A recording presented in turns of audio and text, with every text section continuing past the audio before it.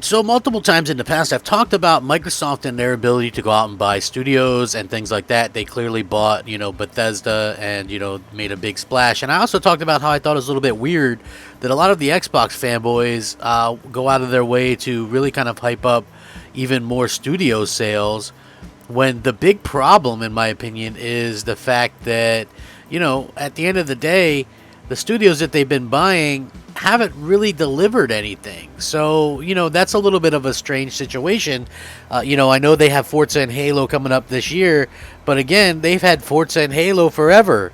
It's like, I think, waiting for these other companies to actually release something, and the fact that people would rather acquire more studios instead of ask for games to come out or updates on games or when we can possibly see some of the release year, a release decade, perhaps. I don't know. It's a little bit strange to me, but I want to get into this because according to the boss of Sony's movie business, he says it's acquisition season for Sony, baby. So let's get into it. What's up, everybody? It's me, Crapgamer, back with another video. Thank you so much for checking it out. I really do appreciate it. Please like, share, subscribe. I would appreciate that as well. It helps out the channel. It means a lot to me personally. All I ask basically for is a simple like. So yeah, keep at it, folks. I think you guys are great. With that being said, let's get right into it. The boss of Sony's business movies has said, not business movies, movie business, excuse me, pardon me, has said that he believes that the video games business will be the next focus for company mergers and acquisitions. Speaking during the Bank of America Merrill Lynch Media Communications and Entertainment Conference this month, Sony Pictures chairman was asked if the movie industry would see any further consolidation, and he replied, "I think the traditional medium of television and film have probably peaked, and the new growth area will be the games business, and who's better positioned than Sony for that business. I do think you'll see some consolidations on that side. You'll probably see a little bit more on our side as well. I do think there are probably too many film studios, and you might see one or two less over the next 5 to 10 years. But I think the next area of consolidation will be the games business. The games industry pandemic boost has already seen a significant rise in mergers and acquisitions. According to a recent research by InvestGame, the value of M&As in the games industry exceeded $22 billion in 2020, including the sales of ZeniMax to Microsoft and Codemasters to EA, which is the highest amount since 2016. It said the key acquirers in 2020 were Tencent, Embracer Group, Stillfront, and Zynga. The report notes that because video games have outperformed many industries hurt by the pandemic, public and private investors have started to target the industry as a perceived safe bet. In its April end-of-the-year results call, Sony itself said it would aggressively, quote-unquote, invest in its first-party game studios during its current fiscal year, ending March of 2022. In addition to partnering with external game developers on exclusive games, Sony has so far announced partnership with new studios from former Stadia game boss Jade Raymond, investment in multiplayer game from Bungie veterans, and the acquisition of Nixxes UK-based studio, and also not them being UK based, but Firesprite is actually UK based. The PlayStation firm also invested an additional $200 million in Epic Games this year, which built on the minority stake it took in the company in July of 2020, when Sony made a strategic investment of $250 million in Fortnite and the Unreal Engine firm. We intend to increase development personnel and other in-house costs by approximately $184 million year on year as we further strengthen our in-house software, according to Sony CFO Hiroki Totoki back in April during a conference call. To enhance our software offering, we intend to offer and continue investing in partnering with external studios, in addition to aggressively investing in our in-house studios. As I mentioned, we aim to strengthen the PlayStation platform through actions such as the recently announced partnership with Haven Entertainment, which was established by Jade Raymond, creator of the famous game Assassin's Creed. In our additional investment of Epic Games along with the rest of Sony's group, we will also work to enhance the social and platform capabilities of games.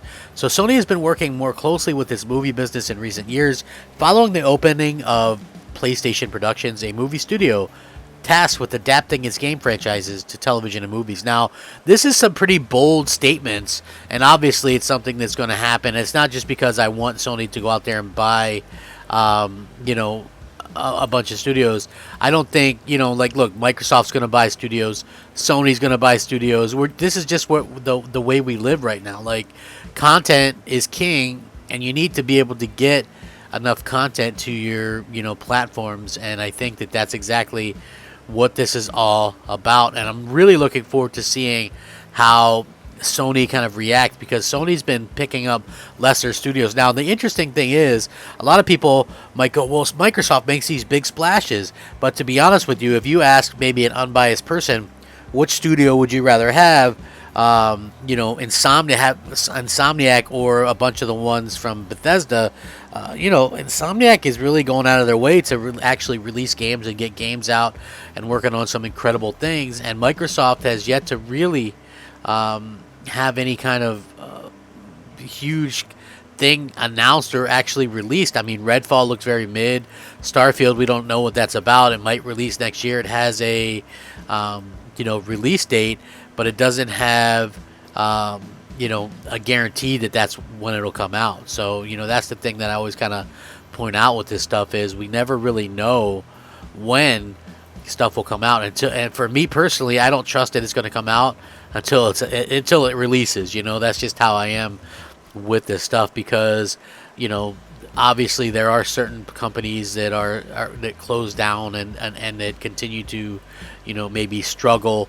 And obviously there's the pandemic is coming to an end, I guess, but some countries really lock down, and I think that that's going to be a problem for a lot of games and a lot of aspects. So for me personally, I'm looking forward to seeing exactly what Sony can pick up. It's interesting to think what Microsoft can pick up. It's going to be a dogfight, you know what I mean?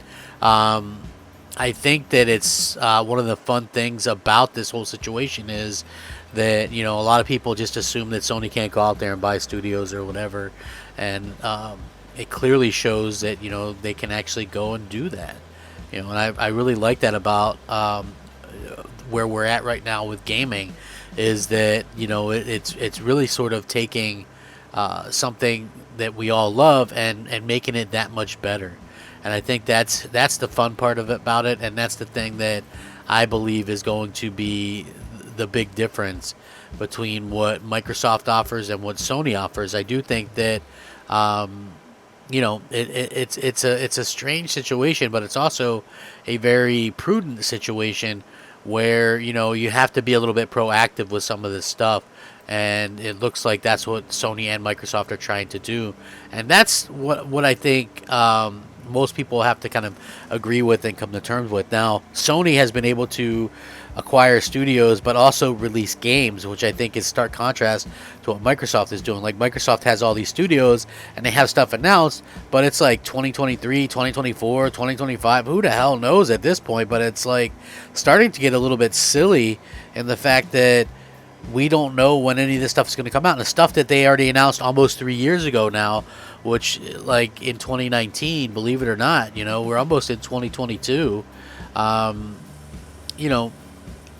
That stuff is still in early development. Like, how long is this stuff supposed to stay in early development? It honestly just makes no sense to me whatsoever, and it's very disheartening. So, with that being said, I really do appreciate each and every one of you checking out the content. If you do enjoy the content, maybe consider liking. It would be great. I would appreciate it. It would mean a lot to me. It's a rebuilding phase, this, that, the other kind of phase, and it's just gonna take some time and take some help and stuff like that. So hopefully you guys know what I'm talking about, and I appreciate each and every one of you. Thank you very much. Rack 'em up, fact 'em up, Crapgamer 'em up, Crapgamer out.